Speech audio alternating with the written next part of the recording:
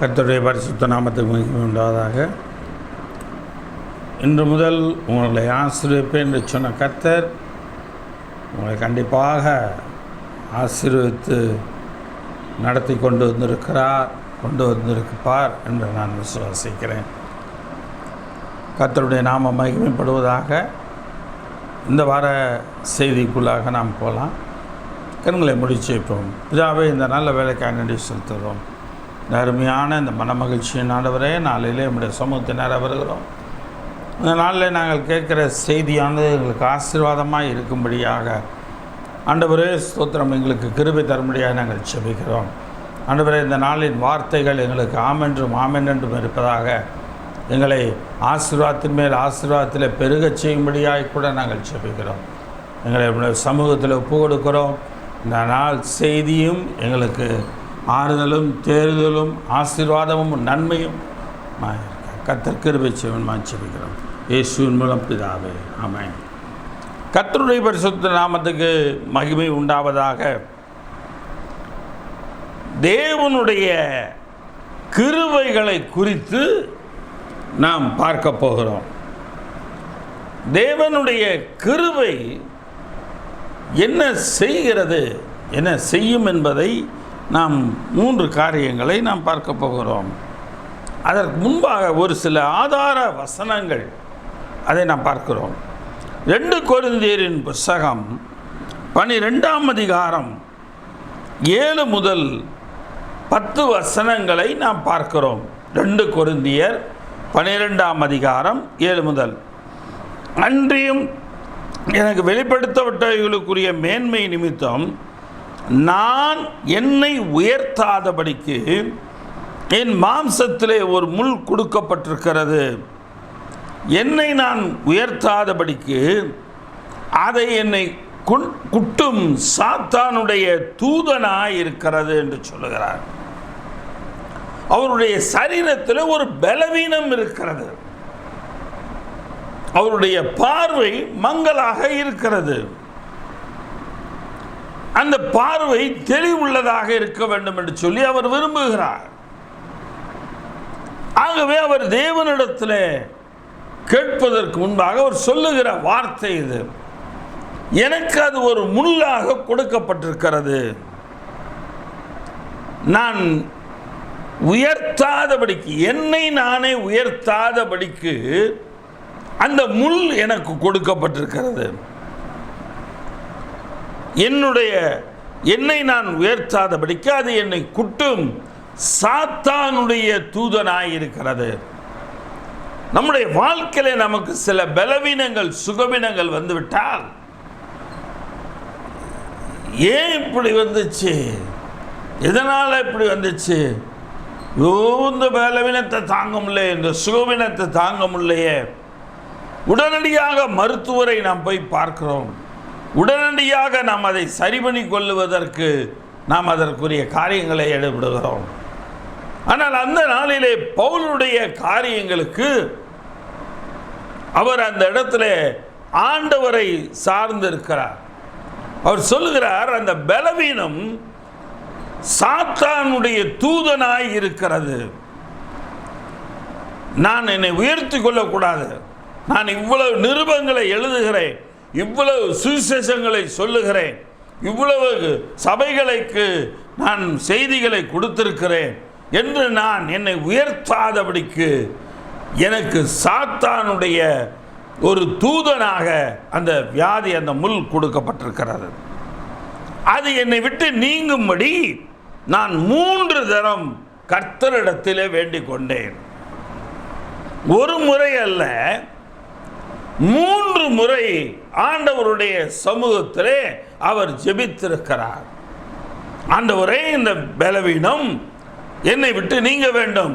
இன்னும் நான் அதிக உற்சாகமாக, இன்னும் அதிக பலத்தோடு நான் நிருபங்களை எழுதவும், இன்னும் அதிகமாக சுவிசேஷ ஊழியங்களை செய்யவும் எனக்கு நீர் உதவி செய்யும் ஆண்டவரே. இந்த பலவீனம் என்னை விட்டு நீங்க வேண்டும் என்று கேட்டிருக்கிறார்.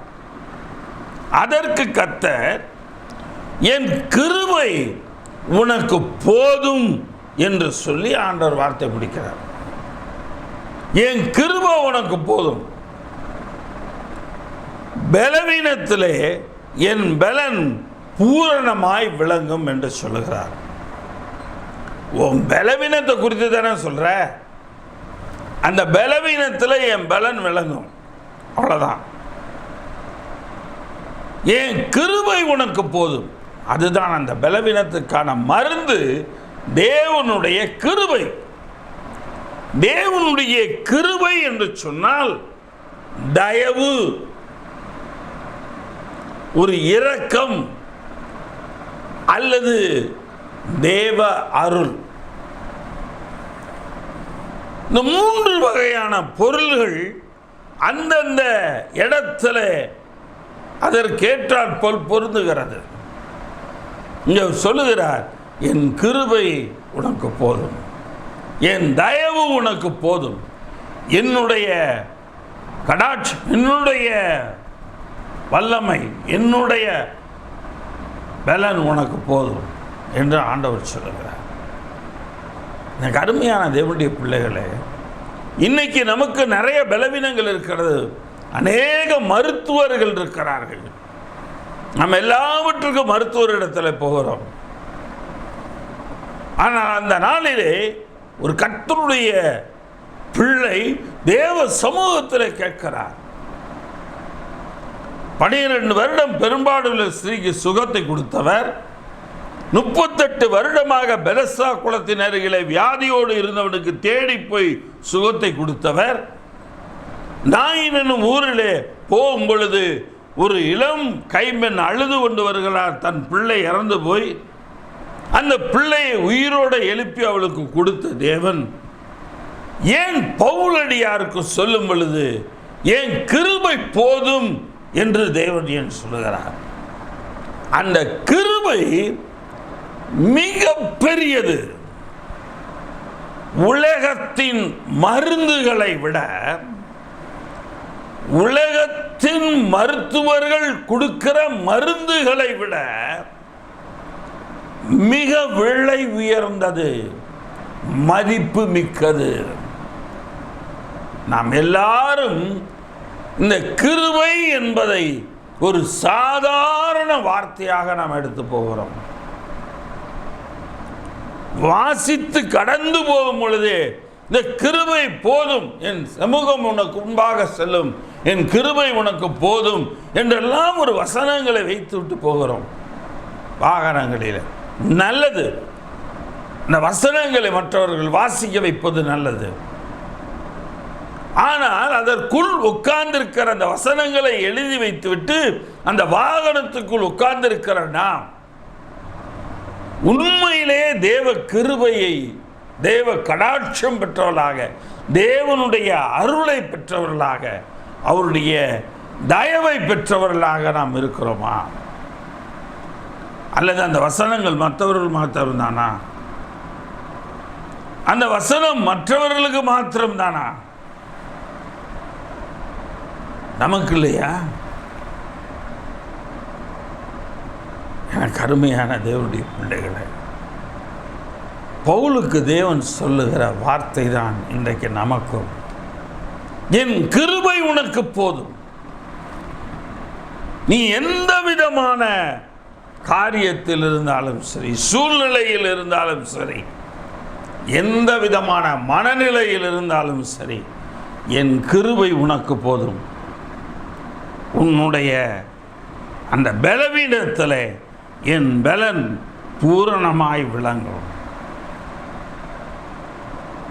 கர்த்தருடைய வார்த்தை, கர்த்தருடைய நாமம் மகிமைப்படுவதாக. 10ஆம் வசனத்தில் அவர் சொல்லுகிறார், அந்தபடி நான் பலவீனமாய் இருக்கும் போதே பலமுள்ளவனாய் இருக்கிறேன். கர்த்தர் இந்த வார்த்தையை சொன்ன பிற்பாடு அவர் சொல்லுகிறார், நான் பலவீனமாய் இருக்கும் போதே பலனுள்ளவனாய் இருக்கிறேன். ஆகையால் கிறிஸ்துவின் நிமித்தம் வரும் பலவீனங்களிலும், நிந்தைகளிலும், நெருக்கங்களிலும், துன்பங்களிலும், இடுக்கண்களிலும் நான் பிரியப்படுகிறேன். ஏன்? எனக்கு தேவ கிருபையே கிடைச்சிருச்சு. அவர் சொல்லுகிற காரியம் பார்க்கிறோம். பலவீனம், சரீர பலவீனம், நிந்த, நெருக்கம், துன்பம், இடுக்கண். இந்த 5 காரியங்களும் இன்றைக்கும் மனிதனுடைய வாழ்க்கையில் இருக்கிறது. இன்னைய நாளிலும் இது 5மே இருக்கிறது. ஆனால் நம்முடைய வாழ்க்கையில் சபைக்கு வருகிறோம், ஊழியக்காரரிடத்தில் நம்முடைய பலவீனங்களை சொல்லுகிறோம், அவர் நமக்காக ஜெபிக்கிறார். ஸ்தோத்திரம் ஆண்டவரே, ஸ்தோத்திரம் ஆண்டவரே, ஸ்தோத்திரம். ஊழியக்காரர் ஜெபிக்கும் பொழுது அவருடைய வார்த்தை என்ன என்று கேட்டு ஸ்தோத்தரிப்பது கூட கிடையாது, ஆமென் என்று சொல்வது கிடையாது.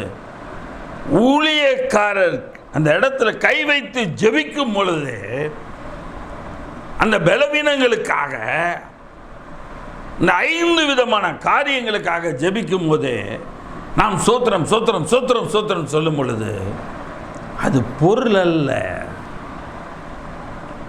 ஊழியக்காரர் ஜெபிக்கும் பொழுது அவர் பயன்படுத்துகிற வார்த்தை, அந்த வார்த்தைக்கு ஏற்றாற்போல் நீங்கள் ஸ்தோத்திரமும் ஆமேன் என்ற வார்த்தையும் நீங்கள் சொல்ல வேண்டும். ஆக இந்த 5ம் அன்றைக்கும் இருந்தது, இன்றைக்கும் இருக்கிறது. அன்றைக்கு பவுலடியார் சொல்லுகிறார், நான் பிரியப்படுகிறேன் என்று சொல்லுகிறார்.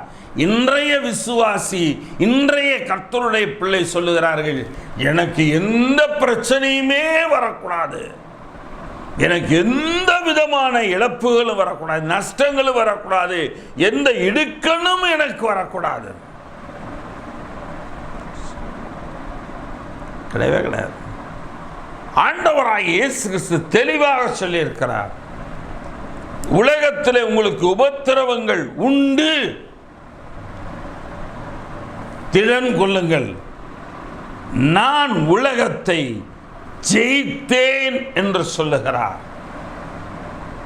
ஆக உலகத்தில் உங்களுக்கு உபத்திரவம் என்கிற அந்த 5ம் உண்டு. ஆனா தைரியமா இருங்க. ஏன் தெரியுமா? நான் உலகத்தை ஜெயித்திருக்கேன்ப்பா, இந்த 5ஐயும் நான் ஜெயித்திருக்கிறேன். அதுபோல நீங்களும் ஜெயிப்பீங்க.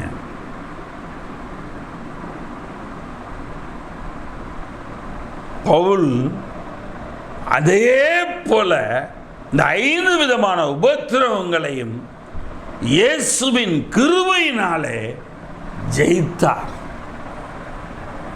இந்த உலகத்தின் 5 விதமான உபத்திரவங்களையும் ஜெயித்தார். கர்த்தருக்கு மகிமை உண்டாகட்டும். 2 நாளாகமத்தின் புத்தகம் 6ஆம் அதிகாரம் 42ஆம் வசனத்தை பார்க்கிறோம். 2 நாளாகமம் 6:42. ஆலயம் கட்டப்படுகிறது. தேவ ஆலயத்துக்காக கைகளை ஏறெடுத்து சாலமோன் ஜெபிக்கிறான். தேவனாகிய கர்த்தாவே, நீர் பண்ணினவனின் முகத்தை புறக்கணியாமல் உம்முடைய தாசனாகிய தாவீதுக்கு வாக்குத்தத்தம் பண்ணின கிருபைகளை நினைத்தருளும்.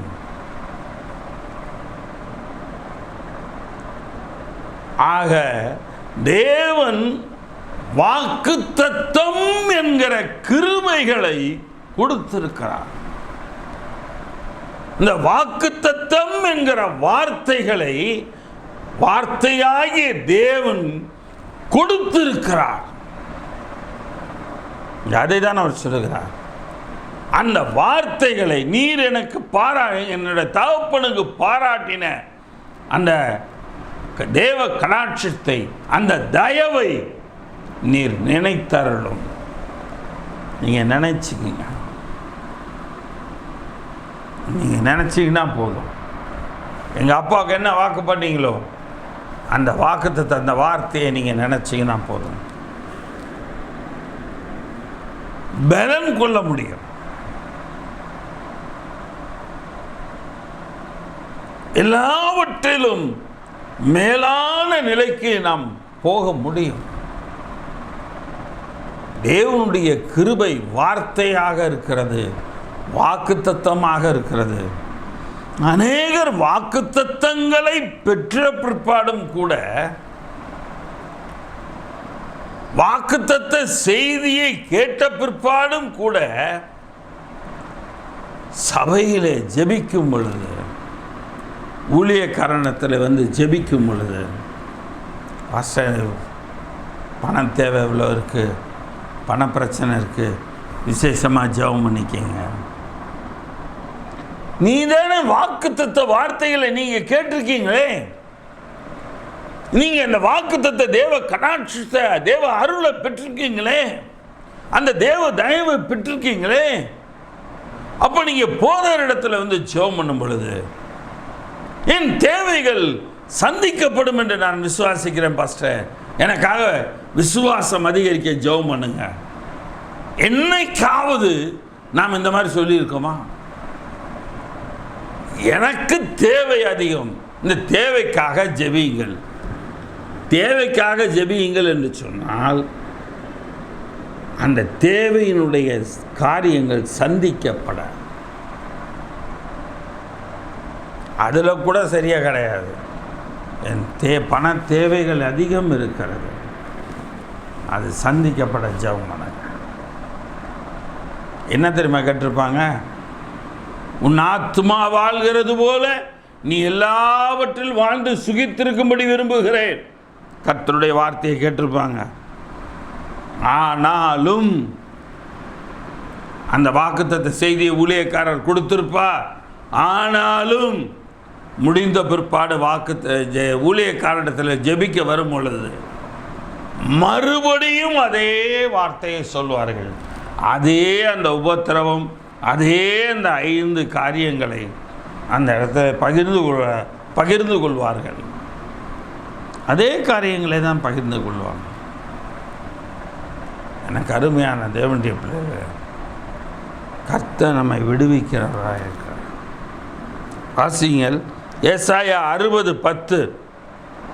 ஏசாயா தீர்க்கதரிசியின் புஸ்தகம் 60ஆம் அதிகாரம் 10ஆம் வசனம்.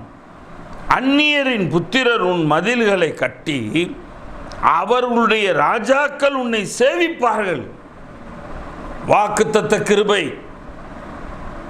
என் கடும் கோபத்தினால் உன்னை அடித்தேன், ஆனாலும் என் கிருபையினால் உனக்கு இறங்கினேன்.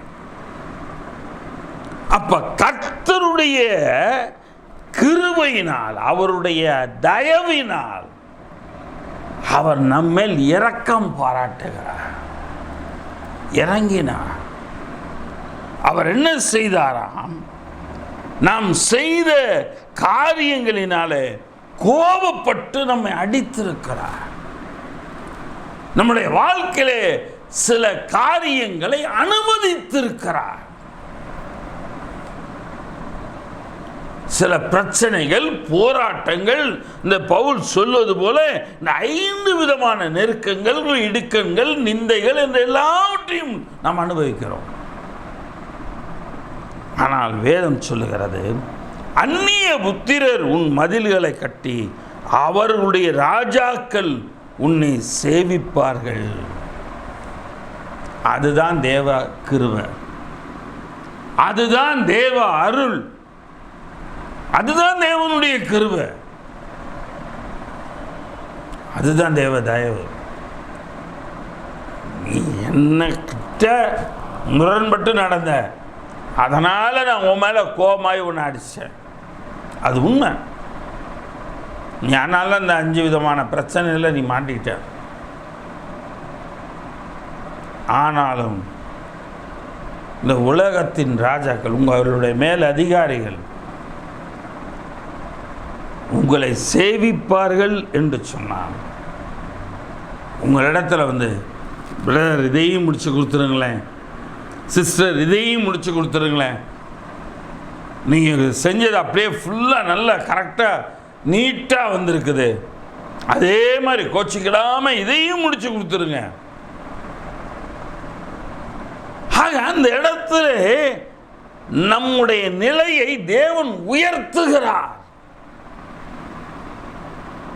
சேவிப்பார்கள்.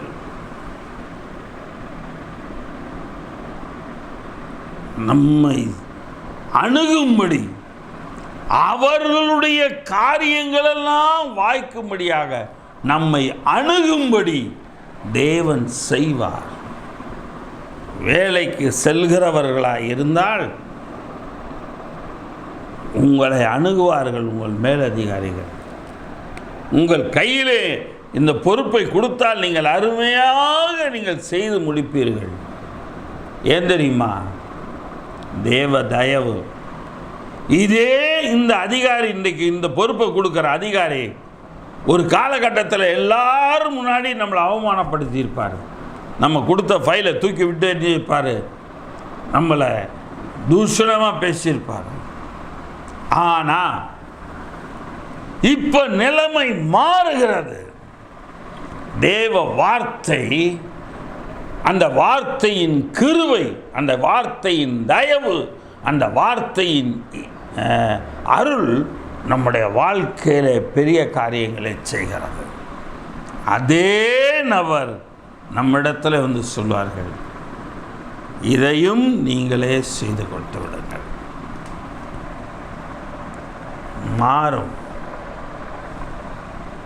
தேவ கிருபை எல்லாவற்றையும் மாற்றக்கூடியதாக இருக்கிறது.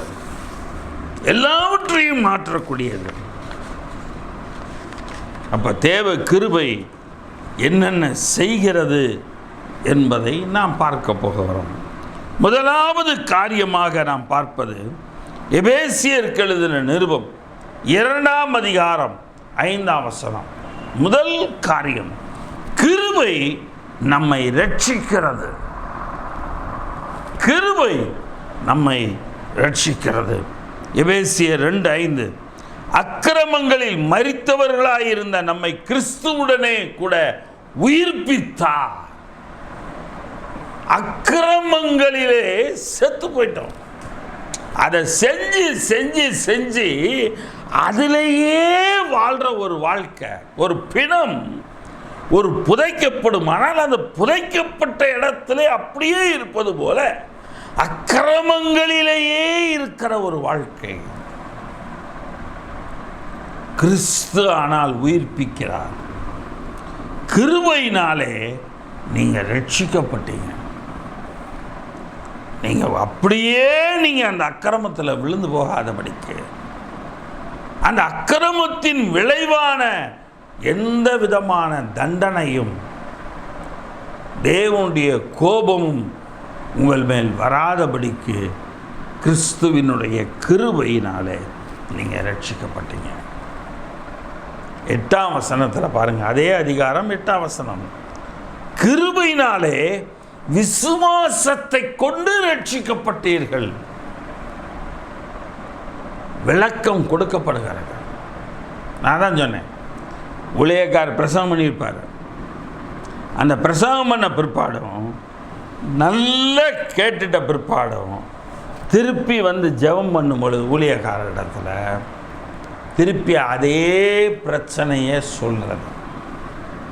ஆனால் இங்கே வேதம் சொல்லுகிறது, கிருபையினாலே, தேவ அருளினாலே, தேவ தயவினாலே, விசுவாசத்தை கொண்டு, அந்த கிருபை விசுவாசத்தினாலே நம்மை ரட்சிக்கிறது.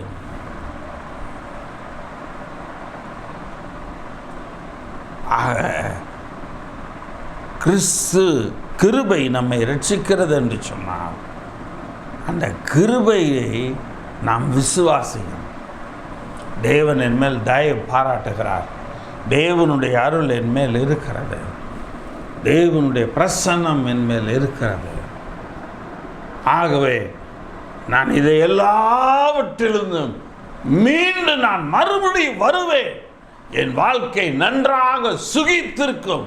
இப்படியே என் வாழ்க்கை இருப்புக்க போவதில்லை, இப்படியே என் வாழ்க்கை முடிந்து போவதில்லை. என் வாழ்க்கை நிச்சயமாய் மாறும்.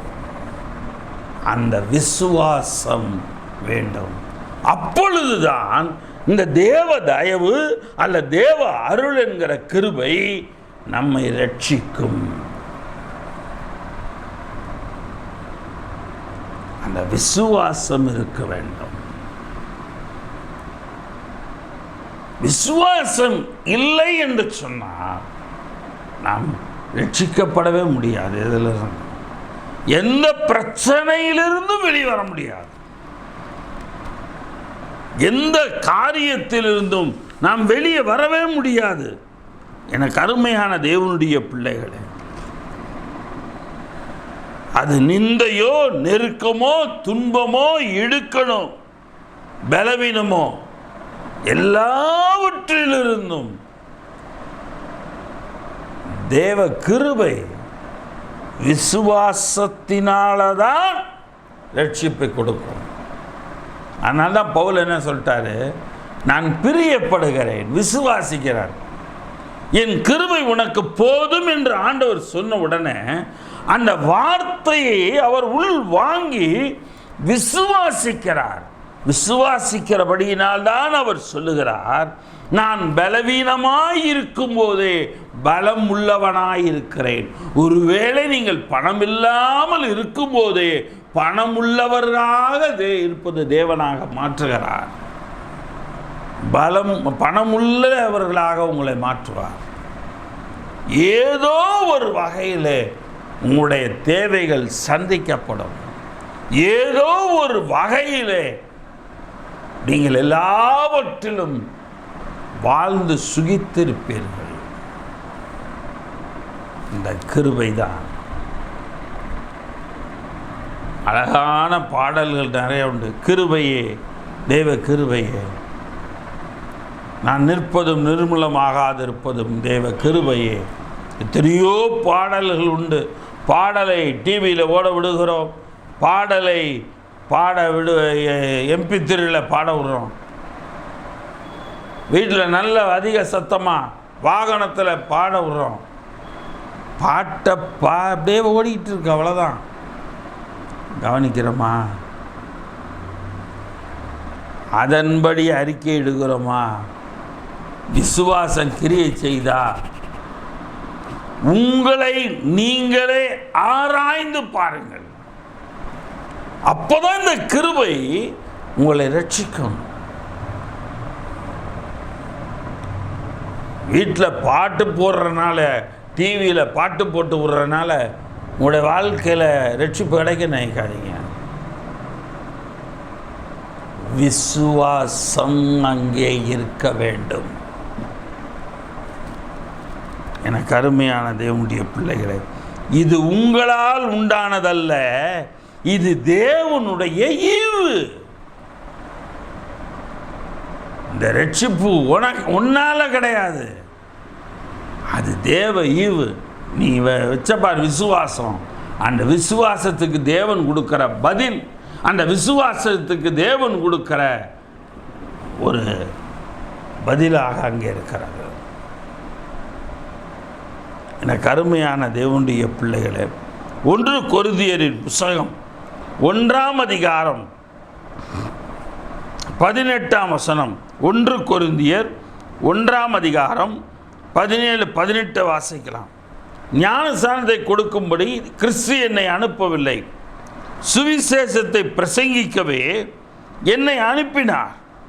கிறிஸ்துவின் சிலுவை வீணாய் போகாதபடி சாதுரிய ஞானம் இல்லாமல் பிரசங்கிக்கவே அனுப்பினார். என் வார்த்தை சாதுரியத்தினால நான் பேசுகிறேன். வார்த்தை சாதுரியம். நிறைய பேருடைய வார்த்தை சாதுரியம் பயங்கரமாக இருக்கும். எந்த சூழ்நிலையையும் அவங்க சமாளிப்பாங்க. உதாரணமாக ஒரு வக்கீல்களை சொல்லலாம். எந்த கேஸில் எப்படி வழக்காடணும், எப்படி பேசணும், அது சாதுரியம். அதை தான் இங்கே பார்க்கிறோம். சாதுரிய ஞானம் இல்லாமல் பிரசங்கிக்கவே அனுப்பினார். அப்போ அந்தந்த சூழ்நிலைக்கு, அந்தந்த பிரச்சனை போராட்டங்களில் உள்ள மனிதர்களுக்கு தேவன் என்ன சொல்லுகிறாரோ அதை சொல்லவே தேவன் அனுப்பினார். தேவன் ஊழியக்காரர்களை அதற்காக தான் அனுப்புகிறார். வேதவசனம் சொல்லுகிறது, சிலுவையை பற்றிய உபதேசம் கெட்டுப்போகிறவர்களுக்கு பைத்தியமாயிருக்கிறது. சிலுவையை பற்றிய உபதேசம் கெட்டுப்போகிறவர்களுக்கு பைத்தியமாயிருக்கிறது. சிலுவையின் உபதேசம் என்ன? கிறிஸ்து என்னுடைய பாவங்களுக்காக, என்னுடைய மேல் வர வேண்டிய சாபங்களுக்காக சிலுவையில் மரித்து உயிர்த்தெழுந்தார். இதுதான் சிலுவை உபதேசம். இந்த சிலுவையை பற்றிய உபதேசம் கெட்டு போறான் பாருங்க, அவனுக்கு பைத்தியமாயிருக்கிறது. ஆனால் ரட்சிக்கப்படுகிற நமக்கோ அந்த பிரச்சனைகளிலிருந்து, போராட்டங்களிலிருந்து, துன்பங்களிலிருந்து, நிந்தைகளிலிருந்து, வெளியில் நெருக்கத்திலிருந்து வெளியில் வருகிறவர்களுக்கு, பலவீனத்திலிருந்து வெளியே வருகிறவர்களுக்கு அது தேவ பலனாயிருக்கிறது. ஆக கர்த்தருடைய கிருபை ஒரு தேவ பலனை கொடுக்கிறதாயிருக்கிறது. அந்த தேவ பலன் கர்த்தருடைய ரட்சிக்கிறது. கர்த்தருடைய பலன் தான் நம்மை ரட்சிக்கிறது. வேற எதுவுமே நம்மை ரட்சிக்க முடியாது. கர்த்தருடைய பலன் தான். ஆக கிருபை நம்மை ரட்சிக்கிறதாக இருக்கிறது. இரண்டாவது காரியம், கிருபை நம்மை மேன்மைப்படுத்தும் என்று சொல்லி பார்க்கிறோம். கிருபை நம்மை மேன்மைப்படுத்துகிறது. இரண்டாவது காரியம், எபேசியருக்கு எழுதின நிருபம் 2ஆம் அதிகாரம் 6ஆம் வசனம். எபேசியர் 2ஆம் அதிகாரம் 6ஆம் வசனம். கிறிஸ்து இயேசுவுக்குள் அவர் நம்மிடத்தில் வைத்த தயவினாலே தம்முடைய கிருபையின் மகா மேன்மையான ஐஸ்வரியத்தை, கிருபையின் மகா மேன்மை, கிருபை நம்மை மேன்மைப்படுத்துகிறது. எப்படி மேன்மைப்படுத்துது? மகா மேன்மைப்படுத்துகிறது. ஐஸ்வர்யமுள்ள ஒரு மகா மேன்மை உண்டாக்குகிறது.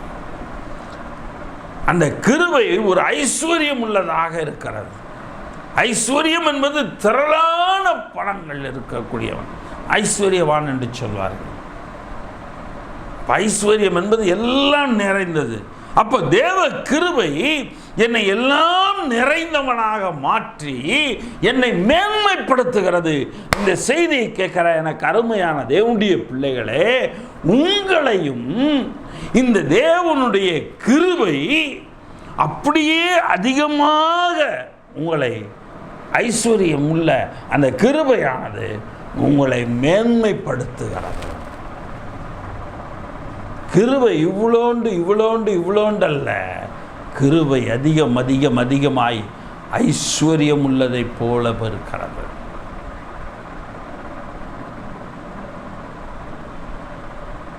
ஐஸ்வர்யம் உள்ளதாக இருக்கிறது.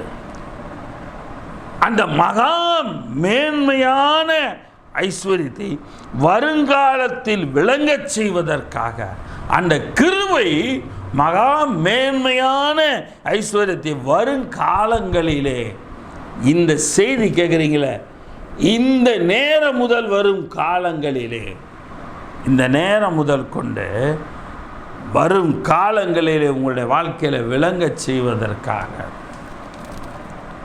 உங்களுடைய வாழ்க்கையில் விளங்கச் செய்வதற்காக கிறிஸ்து இயேசுக்குள் அவரோடே கூட எழுப்பி உன்னதங்களிலே அவரோடே கூட உட்காரவும் செய்தார். அல்லேலூயா. நான் இங்கே தானே இருக்கிறேன், நான் சபையில் தானே இருக்கேன், நான் என் வீட்டில் தானே உட்கார்ந்துருக்கேன், என் வீட்டில் தானே படுத்திருக்கேன், என் வீட்டில் தானே நான் இருக்கிறேன், என்னை எப்படி உன்னதத்தில் உட்கார வைக்க முடியும்? ஐயா, நீ வாழ்கிற வாழ்க்கையில் நீ உனக்கு இருக்கிற சந்தோஷம், உனக்கு இருக்கிற மன நிம்மதி, உங்களுக்கு இருக்கிற ஒரு திருப்தி, உங்களுக்கு குறைவு இருந்தாலும் நிறைவு, உங்களுக்கு குறைவு இருந்தாலும் ஒரு திருப்தி, இப்படி எல்லாவற்றையும் கொடுக்கிறார் பாருங்க தேவன். அதுதான் உன்னத வாழ்க்கை, அதுதான் உன்னதம். எல்லாம் குறைபட்டிருந்தாலும் என் பாத்திரம் நிரம்பி வழிகிறது. சங்கீதக்காரன் சொல்றான், உன்னதம் அது. அவனுடைய ராஜா அவனை கொலை பண்ணணும்னு பார்க்குறான், அவன் மகன் அவனுக்கு விரோதமாக கொலை பண்ண வரான். ஆனால் சங்கீதக்காரன் தாவீது அவன் பாடின சங்கீதத்தில் என்ன சொல்றான்? என் பாத்திரம் நிரம்பி வழிகிறது. அதுதான் உன்னத வாழ்க்கை. என் சத்துருக்களுக்கு முன்பாக என் தலையை எண்ணெயா அபிஷேகம் பண்ணுகிறீர். அதுதான் அந்த இடத்துல உன்னத வாழ்க்கை.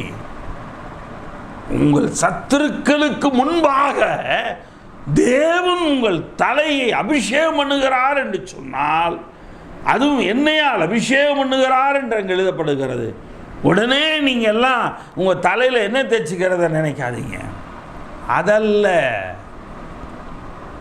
உங்கள் தலை உயர்த்தப்படும், உங்களுடைய பெயர் உயர்த்தப்படும். உங்கள் சத்துருக்களுக்கு முன்பாக தேவன் உங்கள் பெயர் விளங்கும்படி உங்களுடைய வாழ்க்கையை உயர்த்துவார். உங்களுடைய வாழ்க்கையில் உள்ள எல்லா தேவைகளும் சந்திக்கப்படும், எல்லா விதமான பிரச்சனைகளும் நீங்கும். அப்படிப்பட்ட ஒரு உன்னத வாழ்க்கை தான் இந்த வாழ்க்கை. தேவன் இதை கொடுக்கிறவராயிருக்கிறார். பிலிப்பியருக்கு எழுதின நிருபம் 3ஆம் அதிகாரம் 8ஆம் வசனம். பிலிப்பியர் 3:8. அது மாத்திரமல்ல, என் கர்த்தராகிய கிறிஸ்து இயேசுவை அறிகிற அறிவின் மேன்மைக்காக எல்லாவற்றையும் நஷ்டம் என்று எண்ணிக்கொண்டிருக்கிறேன். அது மாத்திரமல்ல, என் கர்த்தராகிய இயேசு கிறிஸ்துவை அறிகிற அறிவின் மேன்மைக்காக எல்லாவற்றையும் நஷ்டமாக எண்ணுகிறேன். எனக்கு வேற எதுவும் இந்த உலகத்தில் வேணாம், கர்த்தர் இருந்தால் போதும். கர்த்தரா உம்மாலே நான் ஒரு சேனைக்குள் பாய்வேன், நீர் என்னை ஒரு சேனைக்குள் பாய வைப்பீர் என்று சங்கீதக்காரன் அப்படி கூட சொல்லி இருக்கலாம்.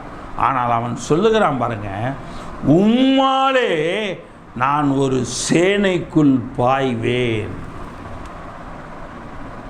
ஒரு சேனைக்குள்ளார போவேன் உம்மால. கர்த்தருக்கே மகிமை உண்டாவதாக. உம்மாலே ஒரு மதிலை தாண்டுவேன். எங்க ஒரு கயிறு போட்டு மேலே ஏறணும், அல்லது ஏணி வச்சு அந்த மேலே வேற ஏறி அப்புறம் திருப்பி ஏணி எடுத்து அந்த பக்கம் வச்சு அப்புறம் இறங்கணும். இதுதானே மதில் மேலே ஏறணும்னா அப்படி தானே. மாடிக்கு போகிறதுக்கு படிக்கட்டு வச்சிருக்கோம்ல. அப்போ உம்மாலே மதிலை தாண்டுவேன் என்று சொல்லும் பொழுது பிரச்சனைகளை கடந்து வருகிறோம். பலவீனங்கள், நிந்தைகள், துன்பங்கள், உபத்திரவங்கள் எல்லா பவுல் சொல்லுகிற அந்த எல்லாவற்றையும் நாம் தாண்டி வருகிறோம். நம்முடைய வாழ்க்கையில் அதெல்லாம் வருது. ஆனால் அந்த சூழ்நிலையை நாம் தாண்டி வருகிறோம். உம்மாலே நிந்தையை தாண்டுவேன். சீமை தூஷித்தான், அவனை வெட்டி போடுங்களான்னு தாவீதால சொல்ல எவ்வளோ நேரம் ஆகும்? தாவீது சொன்ன ஒரு வார்த்தை சொன்னான், சீமை செத்துருப்பானா இல்லையா? ஆனால் தாவீது என்ன சொன்னான்? தேவன் அனுமதித்திருக்கிறார், இதையும் நன்மையாக மாற பண்ணுவார். அதுதாங்க விசுவாசம். அதுதான் விசுவாசம். அந்த விசுவாசம் தான் தாவீது மறுபடியும் வருகிறான். எவன் வாயால பேலியாளின் மகனே என்று சொன்னானோ, இரத்த பிரியனே என்று சொன்னானோ, அவன் தாவீதுக்கு முன்பாக சாஷ்டாங்கமாக வணங்குகிறான். ராஜாவாக அவனை உயர்த்துகிறான். எனக்கு அருமையான தேவனுடைய பிள்ளையே, உங்களை தூஷிக்கிற வாய், உங்களை நிந்திக்கிற வாய், உங்களை கஷ்டப்படுத்துகிற எல்லா காரியங்கள், இவை எல்லாவற்றிலிருந்தும் தேவன் உங்களை தாண்டி வர பண்ணுவார். கர்த்தராலே கூடாத காரியம் ஒன்றுமே கூடாது. எல்லாம் கர்த்தரால் கூடும். எல்லாம் கர்த்தரால் கூடும். தேவனால் கூடாதது என்று எதுவுமே கிடையாது. எல்லாம் கர்த்தரால் கூடும். என் தேவன் எல்லாவற்றையும் என் வாழ்க்கையில செய்ய வல்லவராயிருக்கிறார். என் தேவன் எல்லாவற்றையும் என் வாழ்க்கையில் கொடுக்க வல்லவராயிருக்கிறார். கிருபை உங்களை மேன்மைப்படுத்துங்க இல்லையா? எபிரேயர் 10:34 பார்க்கிறோம். எபிரேயர் 10:34, நான் கட்டப்பட்டிருக்கையில் நீங்கள் என்னை குறித்து பரிதபித்ததுமின்றி பரலோகத்தில் அதிக மேன்மையும் நிலையுள்ளதுமான சுதந்திரம் உங்களுக்கு உண்டென்று அறிந்து உங்கள் ஆசிகளையும் சந்தோஷமாய் கொள்ளையிட கொடுத்தீர்கள். அந்த நாட்களில் பவுல் சொல்கிறான், நான் அங்கே ஊழியத்துக்கு போகணும், நான் இங்கே ஊழியத்துக்கு போகணும், எனக்கு செலவுக்கு பணம் தேவைப்படுது, பயண செலவுக்கு பணம் தேவைப்படுது. தங்களுடைய ஆசிகளை கொடுத்தார்கள். அதை அவர் சொல்கிறாரு. எப்படி சொல்கிறார் பாருங்க, உங்கள் ஆசிகளையும் சந்தோஷமாய் கொள்ளையிட கொடுத்தீர்கள். இன்றைக்கு கர்த்தருக்கு காணிக்க கொடுக்கறது அவ்வளவு கஷ்டப்படுறாங்க, அவ்வளவு கஷ்டப்படுறாங்க.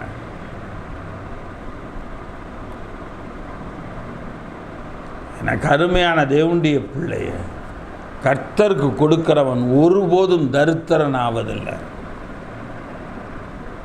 இந்த சிறியரில் ஒருவனுக்கு ஒரு கலசம் தண்ணீர் கொடுத்தாலும் அவன் அதற்குரிய பலன் அடைந்தாயிற்று என்று நான் சொல்லுகிறேன். நீங்கள் தண்ணி கொடுக்குறீங்க ஊழியக்காரனுக்கு, அந்த தண்ணி அவன் குடிக்கிறான், அதற்குரிய பலன் உங்களுக்கு வந்து சேர்ந்துடும். அது உங்களுக்கு வேணால் தெரியாமல் இருக்கலாம்.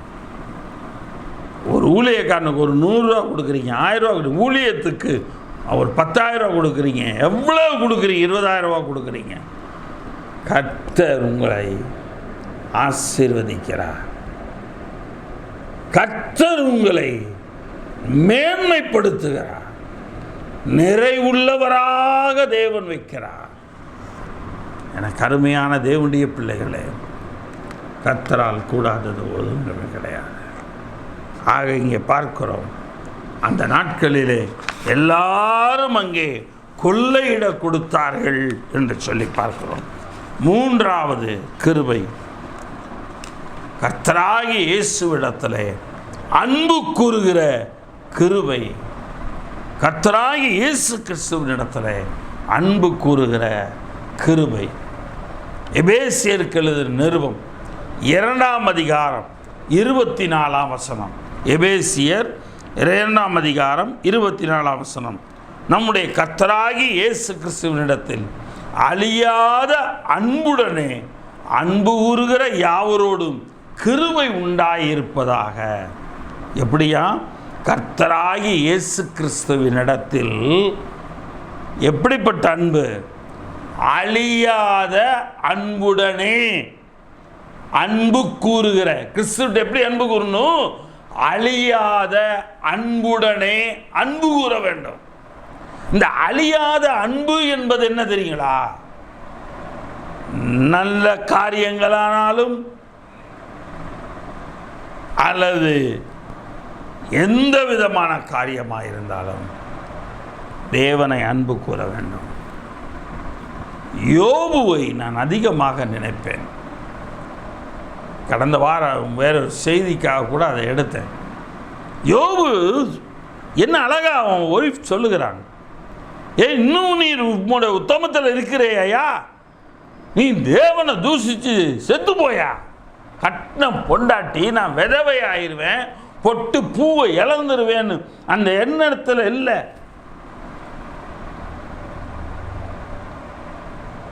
அங்கே சொல்ற, நீ செத்து போயிரு, உன் மேலே நாத்தம், உன் சீல் வடியுது, யாராலையும் தொடக்க முடியாது. ஓட்டு எடுத்து சுரண்டிக்கிட்டு உட்கார்ந்துருக்கிறான். சுரண்டி விடுறதுக்கு கூட ஆள் கிடையாது. ஆனால் யோபு என்ன சொன்னார்? பைத்தியக்காரி பேசுறது போலே பேசுறிய, கர்த்தரிடத்தில் நன்மையை பெற்ற நான், ஆசீர்வாதத்தை பெற்ற நான், இதையும் நம்ம அனுபவிக்க கூடாதா? இதையும் தேவன் ஏதோ ஒரு காரியம், ஏதோ ஒரு நிலைக்காக அனுமதித்திருக்கிறார். நிச்சயமாக இதற்கு பின்பு எனக்கு ஒரு ஆசீர்வாதம் இருக்கும். அதுதான் யோபுவின் வாழ்க்கை. அதுதான் நான் சொன்னேன், கிருபை விசுவாசத்தினாலே என்று சொல்லி நாம் பார்த்தோம். அப்ப யோபு அந்த கிருபையை விசுவாசத்தினாலே சொல்லுகிறார். நன்மையை பெற்றனா இதையும் பெற வேணாமா? தேவனை தூஷிக்கவில்லை. ஆண்டவர் சொல்லுகிறார், பிசாசு என்ன சொன்னார்? இவை எல்லாவற்றிலும் யோபு தன் நாவினால் பாவம் செய்யவில்லை. எல்லாத்தையும் இழந்தான். பிள்ளைங்க, சொத்து பத்து எல்லாத்தையும் இழந்தான். கடைசியா சரீர சுகத்தையும் இழந்தான். வலி, அரிப்பு, நாத்தம் எல்லாத்திலையும் வாழ்ந்துட்டு இருக்கான். அருவருப்புல கிட்டத்தட்ட வாழ்ந்து கொண்டிருக்கிறான். ஒரு அருவருப்புல இவன் துக்கம் மகா கொடிய துக்கம் என்று அவனை பார்க்க வந்த அவனுடைய நண்பர்கள் 7 நாள் அழுதாங்க. சொந்த பந்தம்லாம் வந்தால் கேட்டுட்டு போகிறது இப்படிதான், போயிடுவாங்க, அவ்வளோதான். அதுக்கப்புறம் கண்டுக்க மாட்டாங்க.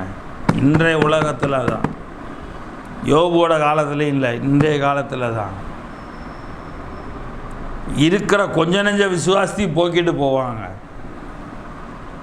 ஆனால் கர்த்தருக்குள் விசுவாசமாக இருங்க. அழியாத அன்புடனே அன்பு கூறுகிற யாவரோடும் தேவனுடைய கிறிஸ்துவின் அருள், கிறிஸ்துவின் தயை உங்களோடு கூட இருக்கும். கிறிஸ்துவினுடைய தயை உங்களோடு கூட இருக்கும். யோவான் எழுதின சுவிசேஷம் 14ஆம் அதிகாரம் 15ஆம் வசனம். யோவான் 14:15, நீங்கள் என்னிடத்தில் அன்பாயிருந்தால் என் கற்பனைகளை கைக்கொள்ளுங்கள் என்று சொல்லுகிறார். நீங்கள் என்னிடத்தில் அன்பாயிருந்தால் என் கற்பனைகளை நீங்கள் கைக்கொள்ளுங்க. என் அன்பா இருக்கன்றியா? என் கற்பனையை கைக்கொள். 21ஆம் வசனம், யோவான் 14:21, என் கற்பனைகளை பெற்றுக்கொண்டு அவைகளை கைக்கொள்ளுகிறவனே என்னிடத்தில் அன்பாயிருக்கிறான். என்னிடத்தில் அன்பாயிருக்கிறவன் என் பிதாவுக்கு அன்பாயிருப்பான். அப்ப இயேசுவினுடைய கற்பனை என்ன? விசுவாசத்தில் இருக்க வேண்டும். பாவத்திலிருந்து விடுபட்டு வெளியே வர வேண்டும். அந்த கற்பனைகளை பெற்றுக்கொண்டு அவைகளை கைகொள்ளுகிறவனே, நீ உன்னிடத்தில் அன்பு கூறுவது போல உன் பிறனிடத்திலும் அன்பு கூறுவாயாக. அந்த கற்பனையை அவன் பெற்றுக்கொண்டு கை கொள்ளுகிறவனே என்னிடத்தில் அன்பாயிருக்கிறான். கிறிஸ்துவனிடத்தில் அன்பாயிருக்கிறான். கிறிஸ்துவனிடத்தில் அன்பாயிருக்கிறவன் பிதாவுக்கு அன்பாயிருப்பான். பிதா நம்மள அன்புள்ளவராக இருப்பார். நாம் கிறிஸ்துவுக்கு அன்புள்ளவர்களாக இருக்கணும் இல்லையா? அதே அதிகாரம் 23-24 பாருங்க. இயேசு அவனுக்கு பிரதியுத்தரமாக, ஒருவன் என் அன்பில் ஒருவன் அன்பாயிருந்தால் அவன் என் வசனத்தை கை கொள்ளுவான். அவனில் என் பிதா அன்பாயிருப்பார். நாங்கள் அவனிடத்தில் வந்து அவனுடைய வாசம் பண்ணுவோம். இயேசுவே இவ்வீட்டின் தலைவர், இயேசுவின் ரத்தம் ஜெயம். வீட்டு நிலவாசல வச்சிருக்கிறோம். இயேசுவே எல்லாம் என்று சொல்லி எல்லாம் வச்சிருக்கிறோம். ஆனால் இங்கே பார்க்கிறோம், இயேசு அவனுக்கு பிரதியுத்தரம், ஒருவன் என்னில் அன்பாய் இருந்தால் அவன் என் வசனத்தை கை கொள்ளுவான், அவனில் என் பிதா அன்பாயிருப்பார், நாங்கள் அவனிடத்தில் வந்து என்ன செய்வோம், அவனோட வாசம் பண்ணுவோம். அப்ப நம்மோட கூட வாசம் பண்ணுகிறார் இயேசு. பிதாவாகிய தேவன் வாசம் பண்ணுகிறார், தேற்றவாளனாகிய ஆவியானவர் வாசம் பண்ணுகிறார். என்னில் அன்பாயிராதவன் என் வசனங்களை கை கொள்ள மாட்டான். நீங்கள் கேட்கிற வசனம் என்னுடையதாயிராமல் என்னை அனுப்பின பிதாவினுடையதாக இருக்கிறது. இயேசு சொன்ன வசனம் பிதா சொன்னது. இயேசு சொன்ன வசனத்தை ஏற்றுக்கிறவன் இயேசுகிட்ட அன்பாக இருக்கிறான். இயேசுகிட்ட அன்பாக இருக்கிறவன் பிதா அவன் அன்பு கூறுகிறான். ஏன்னா பிதா இயேசுவின் மூலமாய் வார்த்தை கொடுத்தார், வார்த்தையே வார்த்தையாக கொடுத்தார். எனக்கு அருமையான தேவனுடைய பிள்ளைகளே, 3 விதமான கிருபைகளை நாம் இன்றைக்கு பார்த்தோம். எனக்கு அருமையான தேவ ஜனமே, உங்களுடைய வாழ்க்கையில் நீங்கள் இந்த கிருபைகளை உடையவர்களாக இருக்கீங்களா? கிருபை நம்மை ரட்சிக்கிறது, முதலாவது காரியம். 2வது, கிருபை நம்மை மேன்மைப்படுத்துகிறது. 3வது கிரியம், கர்த்தராகி இயேசு கிறிஸ்துவினிடத்தில் அன்பு கூற வைக்கிற கிருபை. கர்த்தராகி இயேசு கிறிஸ்துவினிடத்தில் அன்பு கூறுகிற கிருபை. எபேசியர் நிருபத்தில் உள்ள கிருபைகளிலே முதல் 3 கிருபைகளை இன்றைக்கு இந்த வாரம் இந்த செய்தியிலே கொடுத்திருக்கிறேன். ஆக கிருபை என்பது தேவ கடாட்சம், சுத்த தமிழிலே தேவ அருள் என்று சொல்லப்பட்டுள்ளது. தேவ அருள் என்று சொன்னால் தேவனுடைய தயை அல்லது தேவ இரக்கம், அதுதான் அங்கே குறிக்கிறது. கர்த்தர் பெரிய காரியங்களை செய்வார். கண்களை மூடி செய்வோம். பிதாவே, இந்த நல்ல வேலைக்காய் நன்றி செலுத்துகிறோம். நாங்கள் கர்த்தராகிய இயேசு கிறிஸ்துவினிடத்தில் ஆண்டவரை நாங்கள் தயவையும் இரக்கத்தையும் பெறத்தக்கதாக, அவருடைய அருளையும் பெறத்தக்கதாக எங்களை நீர் மாற்றும் பார். உங்களுடைய கிருபை எங்களிலே இருக்கட்டும் ஆண்டவரே. 5 விதமான காரியங்களை தன் வாழ்க்கையில் சந்தித்த ஆண்டவரை பவுலடியாருடைய வாழ்க்கையில் உம்முடைய கிருபை, என்னுடைய கிருபை போதும். நீ 5 விதமான துன்பங்களை அவர் சந்தித்தார்.